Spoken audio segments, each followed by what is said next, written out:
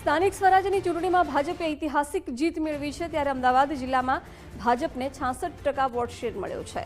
ભાજપ જિલ્લા પ્રમુખ શૈલેષ દાવડાનું નિવેદન સામે આવ્યું। કહ્યું 2027 ચૂંટણીમાં જનતા એવું ના કહે તમે કામ નથી કર્યું। કાર્યક્રમમાં પૂર્વ સાંસદ ચૈતન્ય શંભુ મહારાજે નિવેદન આપ્યું। પંજો ગુજરાતમાં નામશેષ થઈ ગયો છે।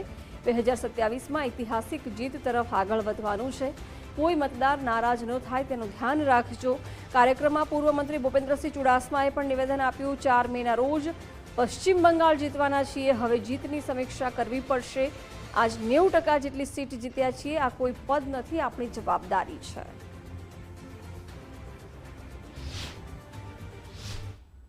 આવી જીત અને આવી લીડ એ મળી નથી। આપ સૌના બધાના પ્રયાસથી આજે ઐતિહાસિક જ્યારે જીત મળી છે, ત્યારે આપ સૌનો ચૂંટાયેલા પ્રતિનિધિનો, સ્ટેજના મહાનુભાવ અને સૌ કાર્યકર્તાઓનો હું જિલ્લા વતી હૃદયથી આપ સૌનો આભાર માનું છું કે તમારા બધાના પ્રયત્નથી આજે જિલ્લાને આવી સફળતા મળી છે।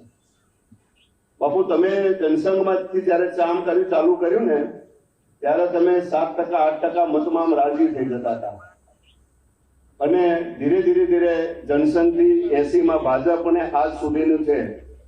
પરંતુ 95થી ભારતીય જનતા પાર્ટીનું શાસન ગુજરાતની અંદર સતત રહ્યું છે। ખાલી 2000 થી 2005 એક જ ટર્મ આપણે જીત્યા નથી બાપુ। બાકી બધી જ તાલુકા પંચાયત અને જિલ્લા પંચાયતોમાં કોઈ તાલુકા પંચાયત આપણે થયું છે, પરંતુ 50% સુધી ક્યારે આપણને બાપુ વોટ શેર મળેલો નથી। આ વખતે ભારતીય જનતા પાર્ટીના તમારા બધાના પ્રયત્નથી 67% જેટલો વોટ શેર અમદાવાદ જિલ્લાના નાગરિકો અને તમારા બધા પ્રયત્ન જ્યારે આપણને આપ્યો છે, ત્યારે સૌ મતદારોનો પણ આ તબક્કે આપણે આભાર માનીએ છીએ। તો પ્રજાના કામની અંદર આપણે સેડ પણ ઊણા ઉતરીએ નહીં। ગયા વખતની જે કઈ ખામીઓ છે એ ખામીઓને સુધારવાનો પ્રયત્ન કરીએ। મતદાતા છે તો આપણે અહીંયા જીતીને બેઠેલા છીએ, એટલે કોઈએ મત આપ્યા ન આપ્યા એમાં આપણે નહીં પડવાનું। ભારતીય જનતા પાર્ટીનો કાર્યકર્તા એ નિષ્ઠાને વરેલો છે, એને પોતાના વિસ્તારની અંદર આપણાથી શું થઈ શકે એનો પ્રયાસ અને પ્રયત્ન તમારે કરવાનો છે।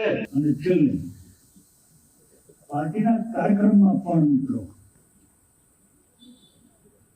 સામાન્ય કાર્યકર્તાની ફરજ છે એના કરતા વધારે પાર્ટીના કોઈ પણ મિટિંગ કાર્યકર્તામાં ચૂંટાયેલા પ્રતિનિધિની એના કરતા વિશેષ જવાબદારી છે।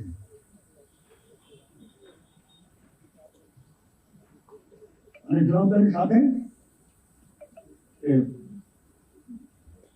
પશ્ચિમ બંગાળ જીત્યા પછી સાહેબ આવે છે, એનું ભવ્ય સ્વાગત કરવાનું છે। પશ્ચિમ બંગાળ જીત્યા પછી અભિવૃદ્ધિ આવે છે, ભવ્ય સ્વાગત। ચૂંટણીમાં જે રીતે મહેનત કરીને એવી રીતે મહેનત કરીને દાવડાની મહેનતને સફળ બનાવવાની છે। અમદાવાદ જિલ્લો એટલે સાહેબ જોયું નતો, અમદાવાદ શહેર અને અમદાવાદ